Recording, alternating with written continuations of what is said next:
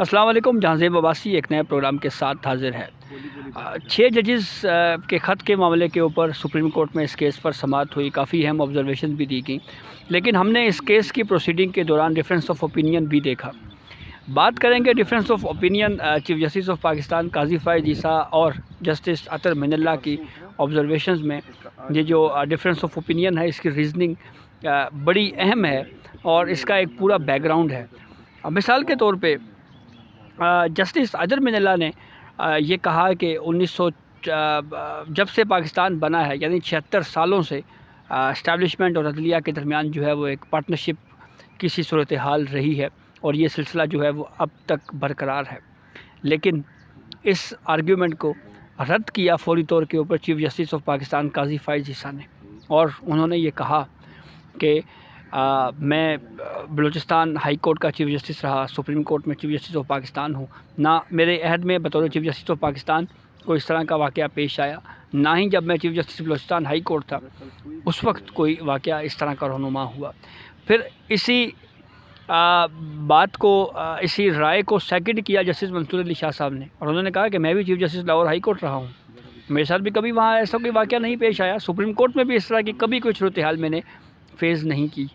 और फिर उसके बाद अतर मिनल्ला साहब ने फिर अपने उस बात को बदला और 76 साल इस्टेब्लिशमेंट और अदलिया के दरमियान जो पार्टनरशिप है उस हवाले से उन्होंने कहा, हाँ जी मैं भी इस्लामाबाद हाई कोर्ट का चीफ जस्टिस रहा हूँ 4 साल, कभी कोई किसी ने अप्रोच नहीं किया या कभी इस तरह की कोई सूरत हाल मेरे साथ नहीं आई। तो फिर उसके बाद जैसे जमाल खान मंदोखेल ने कहा कि फिर इसका मतलब तो ये हुआ कि अटैम्प्ट्स होती हैं तो जज पे मुनसर होता है कि जज जो है वो कहाँ पे रिजेक्ट करता है। तो इस वक्त जस्टिस अतर मिनल्ला साहब की जो ऑब्जर्वेशंस हैं उसको सोशल मीडिया के ऊपर काफ़ी फैलाया जा रहा है। अब बिलखसूस पाकिस्तान तहरीक इंसाफ की अगर हम बात करें तो उन ऑब्जर्वेशन को काफ़ी वेटेज दे रहे हैं, लेकिन chief justice of Pakistan Qazi Faez ईसा की जो ऑब्जर्वेशंस हैं उनका बैकग्राउंड बड़ा इंपॉर्टेंट है, बड़ी दिलचस्प हिस्ट्री है। Chief justice of Pakistan Qazi Faez ईसा ये कह रहे हैं कि ये जो वाक़यात इन 6 जजेस के साथ रहनुमा हुए हैं, इस मामले पे भी हमें एक असूल तय करना है, लेकिन उसके साथ साथ जो अदलिया के अंदर ख़ुद एहतसाबी का अमल है उसको भी हमें एड्रेस करना चाहिए, उसको भी देखना चाहिए। अब जुडिशरी के अंदर ख़ुद एहतसाबी का जो मामला है ये है क्या? चीफ जस्टिस काजी फ़ाइज़ ईसा ने किसी केस का एग्जैक्टली नाम तो नहीं लिया, लेकिन उन्होंने ये ज़रूर कहा कि यहाँ पे इंटेलिजेंस एजेंसीज़ पर मुश्तमिल GITs बनवाई जाती रहीं। वो पनामा केस था जिसमें GIT बनाई गई थी और फिर सुप्रीम कोर्ट ने सुपरविज़न की थी, निगरानी करती रही, मॉनिटरिंग जज लगाया गया। और फिर उसके बाद चीफ जस्टिस काजी फ़ाइज़ ईसा ने यह भी कहा कि यहाँ पे जो है वो न सिर्फ GIT बनाई गई बल्कि खुफिया इदारों को भी उसमें शामिल किया गया और मर्ज़ी के फ़ैसले के या मर्ज़ी के मकासद के हसूल के लिए जो है वो हम पे दबाव ना डाला जाए। अच्छा, अब हिस्ट्री हम सब जानते हैं कि जब भी जुडिशरी के हवाले से अगर हम बात करें कि उन्होंने फ़ौजी मार्शल लॉ को वैलिडेट किया है हमारी जुडिशरी ने, वहाँ पे ये हमारी जुडिशरी के अंदर से ही वो जजेस थे जिन्होंने इसको सपोर्ट किया और उसको वेलकम कहा। और फिर उसके बाद हमने ये भी देखा कि जब इस्टेब्लिशमेंट कोई प्रोजेक्ट लेके आती है, कहीं पे किसी वज़ीर आज़म को अकामा की बुनियाद के ऊपर निकालना हो, तो उसके लिए जब कोई प्रोजेक्ट इस्टेब्लिशमेंट लेके आती है तो उस प्रोजेक्ट की तकमील ये हमारी जुडिशरी ही करती है।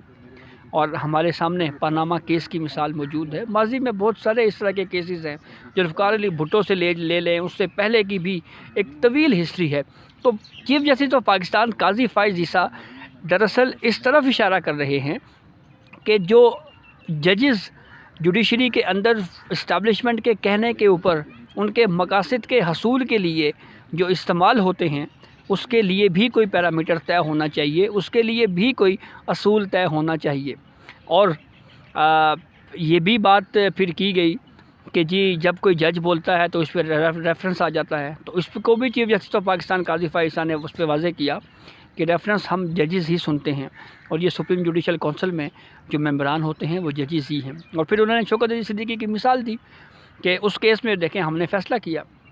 तो ये बहुत अहम नुक्ता है कि यहाँ पे इस्टेब्लिशमेंट अगर किसी मकसद के हसूल के लिए जो है वो उन जजेस को अप्रोच करती है तो वो जजेस फिर उस प्रोजेक्ट की तकमील करते हैं। Chief justice of Pakistan Qazi Faez ईसा ने इस मामले पे 2 फेजेस जो हैं वो देखे हैं। एक फ़ेज़ जिसमें इस्टेब्लिशमेंट ने उस वक्त की हुकूमत जो, क्योंकि इमरान ख़ान ख़ुद कई दफ़ा मान चुके जी कि वो हमारी गलती थी और इस्टेब्लिशमेंट के कहने के ऊपर हमने काजी फ़ाइज़ ईसा साहब के ख़िलाफ़ रेफरेंस फ़ाइल किया। रेफरेंस आया और उस रेफरेंस को जिस अंदाज़ में सुना गया, उस वक्त के जजेस जो हैं उनमें से कुछ रिटायर हो गए, कुछ रिज़ाइन दे के चले गए। तो वो सारी सूरत हाल हमारे सामने है कि किस तरह से उस मामले पे एक मुंसिफ़ और उसकी अहलिया कटहरे में खड़े थे, उनसे सवालात किए जाते रहे और फिर उसके बाद उन्होंने इस केस को अपना डिफ़ेंड किया और फिर जहाँ पे ये समझा गया कि यहाँ पे रिएक्ट या कानूनी तकाज़े पूरे करने के लिए या लीगल प्रोसेस अडॉप्ट करना चाहिए, वहाँ पे किया गया। जैसे काजी फ़ाइज़ ईसा के हवाले से जब एक इफ्तिखारुद्दीन नामी एक शख्स था जिसने धमकी अमेज़ तकरीर की, तो फिर उसके बाद मिसिस सरीना ईसा साहिबा ने थाना सेक्रेटरीट में दरख्वास्त दी और कहा जी कि इसके पीछे फैज़ हमीद है और शहजाद अकबर है, इनके ख़िलाफ़ FIR काटी जाए। ये अलग बात कि उस वक्त की हुकूमत ने वो मामला पीका लॉ के तहत जो है वो FIR दर्ज करने के हवाले से जो है वो सारा प्रोसेस अडॉप्ट किया। अब फिर उसके बाद जो जुडिशरी के अंदर जो जजेस थे उनके भी हवाले से हमने देखा कि कांस्टेंट व्यू रहा और हमेशा ये कोशिश की जाती रही कि किसी तरीके से थ्रू FBR या किसी और मामले पे जो है वो इस मामले को जो है वो रास्ता रोका जाए। लेकिन बहरहाल एक टर्निंग वोट था, जस्टिस मंजूर मलिक रिटायर्ड जज हैं सुप्रीम कोर्ट के, उसके बाद फिर वो रेफरेंस जो है और वो FBR को काजी फ़ाइज़ ईसा उनकी अहलिया का मामला भेजने का जो पूरा केस है वो फिर ख़त्म हुआ। फिर उसके बाद दूसरा फ़ेज़ शुरू हुआ और जो दूसरा फ़ेज़ था उसमें केसेस में चीफ जस्टिस काजी फ़ाइज़ ईसा को जो है वो अहम केसेस में नहीं बैठने दिया जाता था। अहम केसेस जैसे फैज़ाबाद धरना है वो एक तवील वक्त तक हेयरिंग के लिए समाअत के लिए मुकर्रर नहीं हुआ। फिर उसके बाद रजिस्ट्रार जुडिशल ऑर्डर्स को एक नोटिफिकेशन के ज़रिए जो है वो रद्द करता था। तो ये जो जजेस हैं क्या ये ख़ुद से ये काम करते थे या इनको कहा जाता था? तो बुनियादी तौर के ऊपर चीफ जस्टिस काजी फ़ाइज़ ईसा ये बात कर रहे हैं कि जुडिशरी के अंदर भी खुद एहतसाबी होनी चाहिए। बाहर की मुदाखलत जो जुडिशल अमूर में होती है उसका भी तरीक़ाकार तय होना चाहिए, लेकिन उसके साथ साथ जो अंदर से जजेस मिल जाते हैं इस्टेब्लिशमेंट के साथ और फिर हुकूमतों को गिराते हैं, इस मामले पे भी एक स्टॉपर लगना चाहिए। यहाँ पे भी कोई तरीक़ाकार तय होना चाहिए।